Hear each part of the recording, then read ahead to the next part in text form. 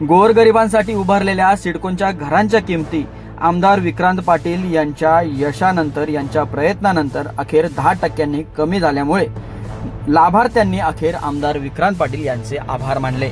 पनवेल येथील आयोजित एका कार्यक्रमात भव्य आभार प्रदर्शनाचा कार्यक्रम यावेळी ठेवण्यात आला। यावेळी आमदार विक्रांत पाटील, बाळासाहेब पाटील यांनी केलेल्या सिडकोच्या घराच्या किमतीचा पाठपुरावा हा यशस्वी पार पडल्याचा आनंद सिडकोच्या लाभार्थ्यांना झाल्यामुळे हा आभार प्रदर्शनाचा कार्यक्रम भव्य स्वरूपात पार पडला।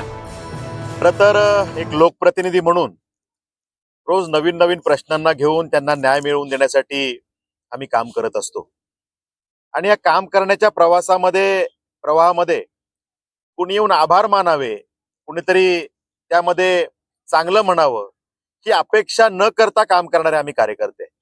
कारण सामाजिक जबाबदारी, नैतिक जबाबदारी मानून आणि या आमदारकी जी काही आपल्याला मिळालेली आहे ती मिरवण्यासाठी नाही तर जनकल्याणासाठी हे मानून काम करणारे आपण कार्यकर्ते आहोत। त्यामुळे कुणीतरी आभार मानेल या भावनेनं आपण कधीच काम करत नाही।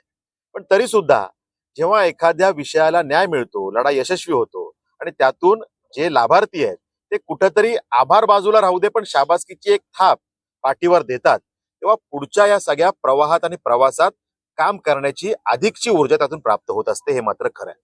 माझ्यासारख्या एका युवाबद्दल, एखाद्या आमदाराबद्दल जर का आमच्या सहकाऱ्यांमध्ये, या नागरिकांमध्ये त्यांच्या हृदयात जर का इतकी चांगली भावना असेल तर माझ्यासारख्या कार्यकर्त्याला ह्यापेक्षा जास्तीचं काहीच नको, खरं तर एवढंच खूप आहे अशी भावना आज तरी माझ्या मनात आहे। आणि त्यामुळे मी या सगळ्या नागरिकांचे मनापासून आभार मानतो।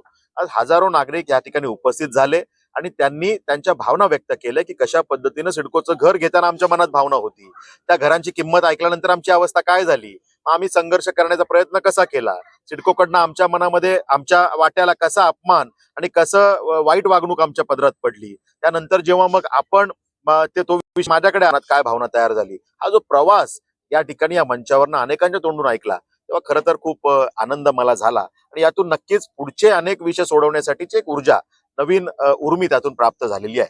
त्यामुळे मी सगळ्या नागरिकांचे मनापासून आभार मानतो। अक्षय तृतीयेसारखा आज 3:30 मुहूर्तातला एक सण असताना सुद्धा त्या ठिकाणी परिवारातले सगळे कार्यक्रम पूर्ण करून या ठिकाणी गेले 5 तासापासून ही सगळी मंडळी इथं न काही एकही मिनिट बाहेर न जाता 5-5 तास जेव्हा थांबून या ठिकाणी एवढ्या मोठ्या संख्येने उपस्थित आहेत, मला वाटतं हेच या कार्यक्रमाचं यश आहे। त्यांच्या भावना किती आज शुद्ध आहेत, पवित्र आहेत, या सगळ्या विषयाचा आज मला अनुभूती या ठिकाणी आली।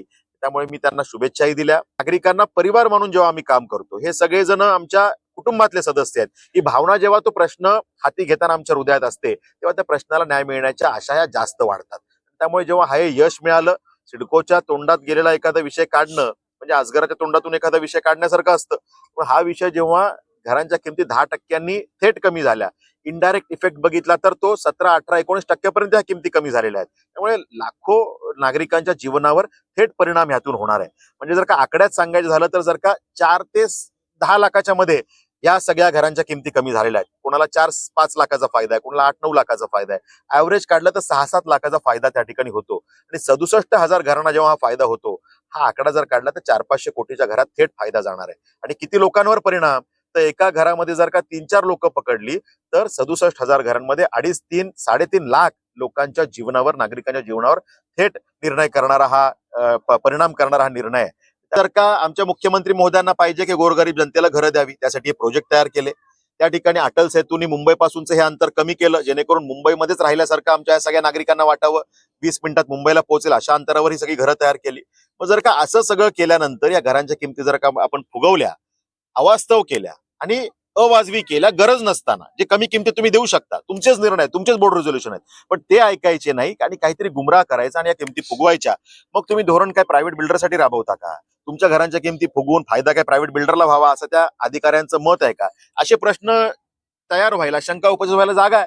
हे प्रश्न मी उपस्थित केले आणि मग जेव्हा सिडकोचेच निर्णय सिडकोच्या समोर दाखवले, उपमुख्यमंत्री महोदयांसमोर दाखवले, मुख्यमंत्री महोदयांसमोर दाखवले, तेव्हा मात्र सरकारचे डोळे उघडले आणि सिडकोचे अधिकारी कसं गुमराह करतायत हे त्यांना जाणवलं आणि मग मात्र त्यांचे वाबाडे काढण्याचं काम सरकार म्हणून त्यांनी केलं। तेव्हा सिडको सारखे अधिकारी एखाद्या प्रोजेक्टवरती अशा पद्धतीनं निगेटिव्ह पद्धतीनं पुढे जातात आणि त्याचा दृष्टिकोन नकारात्मक असतो, तेव्हा त्यावेळेला केस टू केस बेसवर जेव्हा चुकलंय तेव्हा त्या ठिकाणी आसूड ओढणं हे गरजेचं असतं।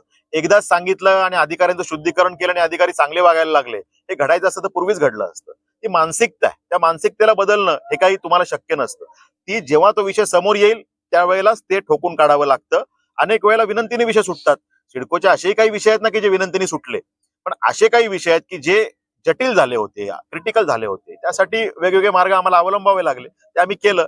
पण याचा अर्थ एवढाच आहे की जनतेचं कल्याण करण्यासाठी जे काही करावं लागेल, सिडको असेल, आमच्याकडे आता MMRD अथॉरिटी आहे, MSRDC आहे, MJP आहे, पनवेल महापालिका आहे, जे कुठल्या अथॉरिटी असतील हे सगळे आमच्या लोकांच्या कल्याणासाठी आहेत.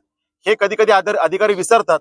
आमच्यासारखे कोणीतरी ते लक्षात आणून द्यावं लागतं. ते आम्ही वेळोवेळी लक्षात आणून देऊ आणि जनतेचे अश्रू पुसण्यासाठी जे काही करावं लागेल ते करू.